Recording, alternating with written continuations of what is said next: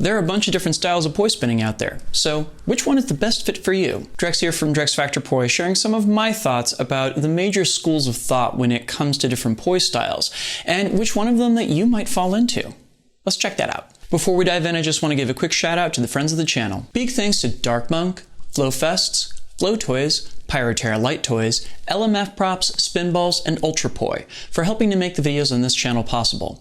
You can learn more about all these awesome companies and the work that they're doing to support flow artists like yourself by checking out the links that I've got down in the description of this video. Okay, so I'm gonna need to put some disclaimers up front for this. Because after all, it's fun to take those little quizzes and find out what Avatar: The Last Airbender character you are, but when it comes right down to it, any attempt to kind of categorize and assign a taxonomy to anything artistic or personal inevitably is going to be a little bit of a blunt instrument. After all, just about everything is either a spectrum or a multi-dimensional graph or what have you, rather than necessarily a binary, but I think in some cases it is helpful to identify where different characteristics exist on the extremes of these axes, right? So to that end, today I wanted to explain to you all what I think are the 6 major schools of poi thought out there, to see if maybe one of them resonates with you. And these are a totally subjective grouping of different characteristics and everything. And some of you out there might have different ideas or things that I have just missed entirely. So why do this categorization at all? Well, I think there is some value in the intellectual exercise of identifying particular characteristics that pop up so often that they're probably related to each other, and seeing how they differ from other sets of characteristics that arise in other circumstances. But in the end, let's be real, it's basically a parlor game and it's incredibly subjective, and what I see may not be the same things that you see, and vice versa. So we're just gonna have some fun with it, yeah? Don't take anything I'm saying in this video as the gospel. So first up, I would be remiss if I didn't talk about the original school of poi spinning, namely the way that the Maori of New Zealand do it. Now, I can just about guarantee that absolutely nobody watching this video, with maybe 1 or 2 exceptions, actually spins poi with this style, but I do want to include it here, both for the sake of completion as well as to acknowledge where the roots of this art come from. Now, traditional Maori poi spinning doesn't actually look very much like our present conception of this concept. Sure, you got your 3-beat weaves and your butterflies and everything, but there's also a whole collection of wraps, bounces, and interesting plane changes that we barely use in today's poi spinning. Another interesting thing about the traditional Maori style is I almost always see it done in groups. That is, unlike most present-day traditions where a poi spinner is operating alone or maybe in a duo or what have you, most of the traditional Maori spinning that I've seen involves group choreography. While we definitely consider traditional Maori style poi spinning a dance, it's also a dance that primarily is centered around the movements of the hands and the poi itself. It's one of the few styles of poi spinning where there's actually some footwork involved in everything, but the focus is definitely still on the poi and hands. And of course a disclaimer here, because I have never been to New Zealand or even seen traditional Maori style poi spinning performed live. I'm doing my best based upon both whatever materials I'm able to access over the internet as well as the books that I've read on the topic and everything. So I'm doubtlessly going to get some pieces of this wrong, and I would appreciate people that know the proper information to go ahead and correct me down in the comments. Thanks in advance. Next up, let's take a look at what I like to call classical poi spinning. Now, classical poi spinning, I think, is the version of it that most people are familiar with. Basically, this is the version of poi spinning that came into being in the early aughts through into the early 2010s. This style of poi spinning very heavily emphasizes weaves and butterflies, as well as some basic flower patterns as well. This style of poi spinning is very frequently done on fire, and I think many people that practice this style would argue that that ultimately is the point of learning it. The emphasis here is almost completely focused on the poi. Sometimes people will do this by making the poi spin really fast, or they'll minimize their body movement in order to make sure that the poi stay the focus. So basically, if you've watched any of the old Circle of Lights compilation videos from Home of Poi, this is the style that you're looking at. This is the style that I first got into when I started spinning way back in 2007. So what makes this so different from the Maori style?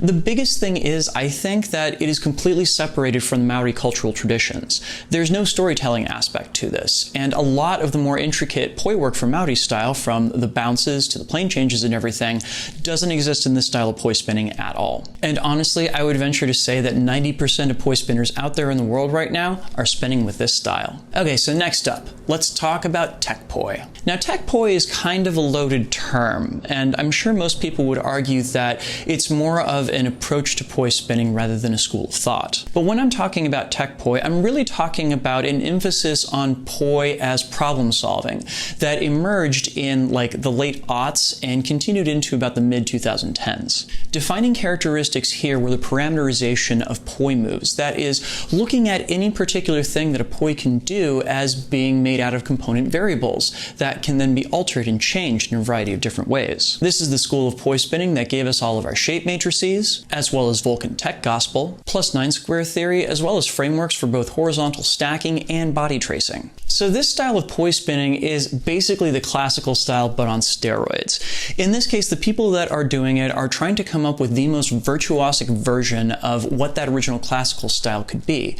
They would incorporate everything from really exotic flowers to combining together different hybrids out of shapes that look on the surface like they have nothing to do with each other. This is also the school of poi that gives rise to what we now refer to as tech trees. That is, when people just rivet their feet in place and do all of the expression of their movement specifically through their poi and arms.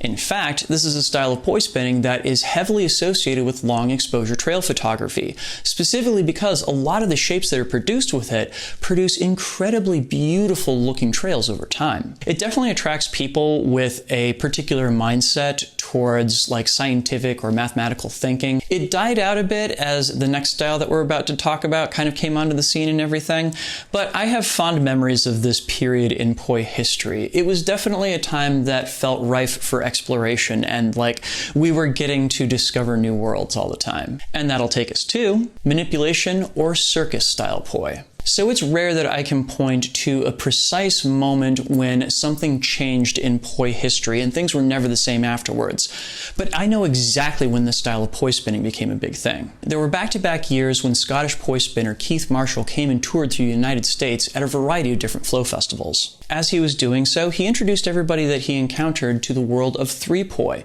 which started off as an interesting curiosity and eventually blossomed into the hybrid of juggling as well as meteor and traditional poi spinning that we know it is today. And this is definitely one of those moments like the old joke about the Velvet Underground that only 11 people bought their record, but every single one of them started their own band. Like, I remember there being a handful of people that were really passionately into what Keith was showing off during those 2 years, and each of them went off and made an incredible amount of work on the topic themselves. This style of poi spinning sought to bring in traditional contact juggling as well as toss juggling tricks into the poi world to help fuse it together with the circus world. Now the emphasis stopped being on creating shape matrices in order to create new hybrids and started becoming about how many poi can you juggle. In fact, this transformation was so complete that many of the poi spinners that fit into this school of thought, I'll warrant you will not find a single video of them doing anything that could be considered a classical poi trick. They've come up with an entirely different vocabulary, and quite frankly, there's probably an entirely new school of thought about how to learn how to spin poi this way. So does that mean that traditional poi spinning is dead? Well, not quite. That takes us to our next school of thought. So this next school of thought I would refer to as the Russian school because it is so regionally specific. The Russian school is heavily influenced by the work of Yuta Imamura as well as Thomas Nevesol Johansson.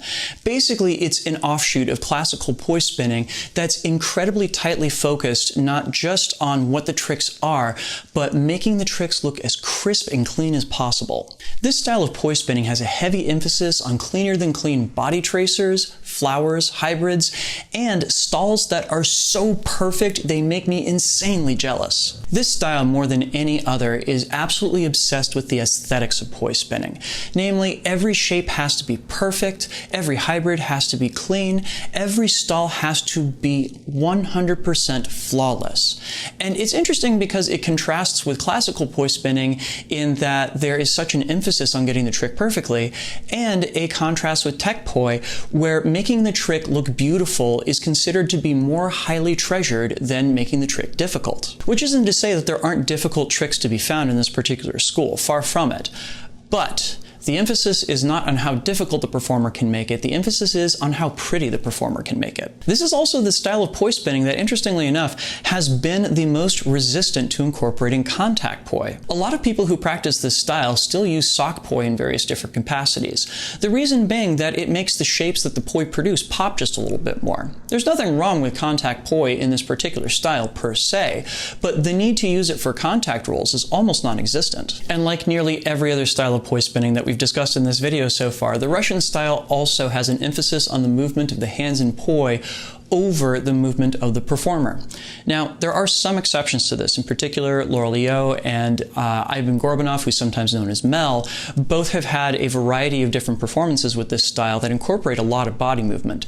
But by and large, when you see Russian-style spinners performing or doing tech or what have you, you're going to see them riveted in place doing tech tree stuff. So is poi just all about the hands and the poi themselves then? Is there no place here for the movement of the performer? Well, that takes us to the final school of thought. So this is probably the school that has the least amount of uniting characteristics that are a part of it, and the most disparities in styles of people that practice it. I'm talking, of course, about poi dance fusion. So there have always been poi performers that have incorporated degrees of dance into their work. Off the top of my head, Zan Moore is an excellent example. Thomas Nevesol Johansson's another great one. But in terms of actually making the dance fully integrated into the poi, there hasn't been a heavy emphasis on that until just the past few years. Now there are poi spinners from across the world who are trying to incorporate individual styles of dance into their poi spinning in ways that seek to make the poi an extension of the expression of their body rather than merely a prop that they happen to be dancing with. Examples of this include my own work, as well as the work of Ty Rochford, Zu Shutova, and a variety of others from all over the world. This is a style of poi spinning that basically abandons the need for virtuosity. It's no longer about showing off the hardest thing that you can possibly do, so much as it is creating something that feels like it is aesthetically pleasing with the entire body and not just with the poi. Here you'll see poi combined with modern dance or hip-hop. You'll see a greater degree of athleticism combined with the poi. Probably the biggest shift, and the one thing that every poi dance fusion artist has in common, is a shift in how they're thinking about the role of the poi. Every other style of poi, with the possible exception of the Maori style, is built around using the poi as other, that is, unlocking the potential inside of the object. In dance poi fusion, it becomes more about unlocking the potential of the poi as an expressive instrument. That is, it becomes that way for us to be able to express the movement of our bodies and show how we're feeling and thinking through them, rather than necessarily just showing off the hardest trick that we can do. And personally, I think that's kind of cool. So, those are my picks for the 6 schools of poi spinning, at least as I see them. These are the things that I can kind of group together and say that people that do this have this in common, and people that do this have this in common, but they don't have this thing in common with people that do it this way and everything. And again, this is not exactly a clean process and everything. And there are doubtlessly some places where I've made some assumptions or missed some choices that other people make with their poi spinning, and that's okay. Which of these schools do you think you fit into? Do you think I missed any school? Let me know down in the comments. Did you get anything out of this video? Help other people find it. You can do that by liking, sharing, commenting, and subscribing. All of these things help other people to find this video on their own. And a big thank you, because this video would not be possible without the kind contributions of these amazing folks right here. These are some of my many awesome supporters on Patreon. There are more of them listed down in the description of this video too. They make this video and all the videos on this channel possible. If you would like to sign up to support the work that I do, which I would greatly appreciate, but certainly no pressure, especially with times being as they are and everything. But if you've got the means, head on over to patreon.com/DrexFactorPoi and sign up. You can get early access to all of my content, as well as a say in what topics I tackle in the future. If memory serves, this particular topic was one that my Patreon supporters voted on. Anyway, go check that out. Please and thank you. So yeah, clearly creating boxes of anything, let alone creative work, can sometimes be an exercise in either futility or kind of imposing your idea of what something is on somebody else, and people don't always particularly like that. So, is this an exercise that you liked? Would you like to see me come up with more boxes that we can put poi related stuff in? Let me know down in the comments. Thank you so much for watching, and make sure that you get out and enjoy your flow at some point today, yeah? Awesome. I'll see you soon. Peace.